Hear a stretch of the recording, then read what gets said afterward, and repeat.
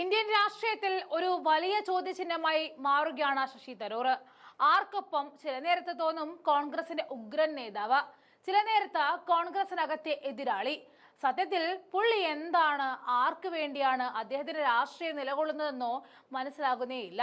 മൻമോഹൻ സിംഗിന്റെ ഭരണകാലം തൊട്ട് കോൺഗ്രസിന്റെ കൂടെ ഉണ്ടായിരുന്ന ശശി തരൂർ ഈ ഇടക്കാലം വെച്ചാണ് തിരിയാൻ തുടങ്ങിയത്.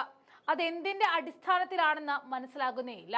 പെട്ടെന്നൊരു ദിവസം മുഖ്യമന്ത്രി പിണറായി വിജയനെ പുകഴ്ത്തിയാൽ അത് കഴിഞ്ഞ് മോദിയെ എടുത്ത് തലയിൽ വെക്കും, അത് കഴിഞ്ഞാൽ എടുത്തിട്ട് തറയിലടിക്കും.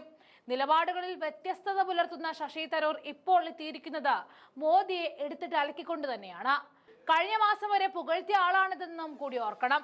ഗാസയിലെ യുദ്ധം അവസാനിപ്പിച്ചതിനെ കുറിച്ച് ചർച്ച ചെയ്യാൻ 20 രാജ്യങ്ങളുടെ തലവന്മാർ ഒത്തുചേർന്ന ഈജിപ്തിലെ സമാധാന ഉച്ചകോടിയിൽ രാജ്യത്തെ പ്രതിനിധീകരിക്കാൻ വിദേശകാര്യ സഹമന്ത്രി കീർത്തി വർദ്ധൻ സിംഗിനെ അയക്കാനുള്ള തീരുമാനത്തിൽ അതൃപ്തിയുമായിട്ടാണ് കോൺഗ്രസ് MP ആയ ശശി തരൂർ എത്തിയത്.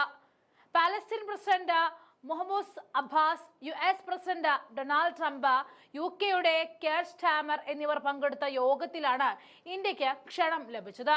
എന്നാൽ മോദി പങ്കെടുക്കാതെ വിദേശകാര്യ സഹമന്ത്രി കീർത്തി വർദ്ധൻ സിംഗിനെ അയക്കുകയായിരുന്നു.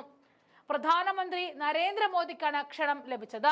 എന്നാൽ പരിപാടിയിൽ നിന്നും വിട്ടുനിൽക്കാനുള്ള അദ്ദേഹത്തിന്റെ തീരുമാനം മറ്റ് ലോക നേതാക്കൾ ഈജിപ്തിലേക്ക് പോകുന്നതിൽ നിന്നും തികച്ചും വ്യത്യസ്തമായിരുന്നുവെന്നും തരൂർ തന്റെ X അക്കൗണ്ടിൽ കുറിച്ചു. തന്ത്രപരമായ സമയമെനമോ അതോ അവസരം നഷ്ടപ്പെടുത്തിയതോ എന്നും അദ്ദേഹം ചോദിച്ചു. ഇന്ത്യയുടെ അയൽപക്കത്ത് നടക്കുന്ന സുരക്ഷാ ഉച്ചകോടിയിൽ പ്രധാനമന്ത്രി പങ്കെടുക്കേണ്ടതില്ല എന്ന തീരുമാനത്തിൽ താൻ അമ്പരന്ന് പോയെന്നാണ് തരൂർ കുറിച്ചത്. കീർത്തി വർദ്ധൻ സിംഗിന്റെ കഴിവിനെ ചോദ്യം ചെയ്യുന്നില്ല. എന്നാൽ നിലവിലുള്ള ഉന്നതരുടെ എണ്ണം കണക്കിലെടുക്കുമ്പോൾ ഇന്ത്യയുടെ നിലപാട് തന്ത്രപരമായ അകലം പാലിക്കാനുള്ള സൂചനയായി കാണാൻ കഴിയുമെന്നും തരൂർ പറയുകയാണ്. ഷാം എൽ ഷെയ്ഖ് സമാധാന ഉച്ചകോടിയിൽ ഇന്ന് ഔപചാരികമായി വിളിക്കപ്പെടുന്ന ഈജിപ്ത് ഉച്ചകോടി ചെങ്കടൽ റിസോർട്ട് നഗരമായ ഷാം എൽ ഷെയ്ഖിൽ Egypt president Abdul Fahad Al Sisi ആതിഥ്യം വഹിച്ചിരുന്നു. സിസിയുടെയും ട്രംപും ചേർന്ന് ഇതിന് നേതൃത്വം നൽകി. 2023 ഒക്ടോബർ 7 ഇസ്രായേൽ ആക്രമണത്തിനിടെ പിടികൂടിയ 20 ബന്ദികളെ രാവിലെ ഹമാസ് 2 ബാച്ചുകളായി മോചിപ്പിച്ചു. ആദ്യ ബാച്ചിൽ 7 പേരെയും രണ്ടാമത്തിൽ 13 പേരെയും റെഡ് ക്രോസ് പ്രതിനിധികൾക്കൊപ്പം വിട്ടുകൊടുത്തു. അതോടൊപ്പം വെസ്റ്റ് ബാങ്ക് മേഖലയിലെ ഒരു ജയിലിൽ നിന്നും ഇസ്രായേൽ പാലസ്തീനികളെ മോചിപ്പിച്ചു. മോദിയെ സ്തുതിച്ചും പിണറായി പുകഴ്ത്തിയും തരൂർ പലപ്പോഴും എത്തിയത് കോൺഗ്രസിനെ വല്ലാതെ വലച്ചിരുന്നതാണ്.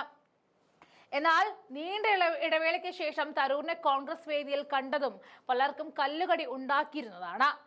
ഇപ്പോഴിതാ വീണ്ടും മോദിയെ കുറ്റപ്പെടുത്തിക്കൊണ്ട് തരൂർ കളം നിറയുകയാണ്. ഓപ്പറേഷൻ സിന്ദൂറിലടക്കം നരേന്ദ്രമോദിയെ നിരന്തരം പ്രശംസിച്ച ശശി തരൂർ നേതൃത്വത്തിന് വലിയ മാനക്കേടുണ്ടാക്കിയിരുന്നു. നിലമ്പൂർ ഉപതെരഞ്ഞെടുപ്പിൽ താരപ്രചാരകരുടെ പട്ടികയിലുണ്ടായിരുന്ന തരൂരിനെ അവിടെ വോട്ട് പിടിക്കാൻ പ്രത്യേകമായി വിളിച്ചില്ല. ഇതെല്ലാം തരൂരും പാർട്ടിയും തമ്മിൽ അകൽച്ച കൂട്ടിയിരുന്നതാണ്.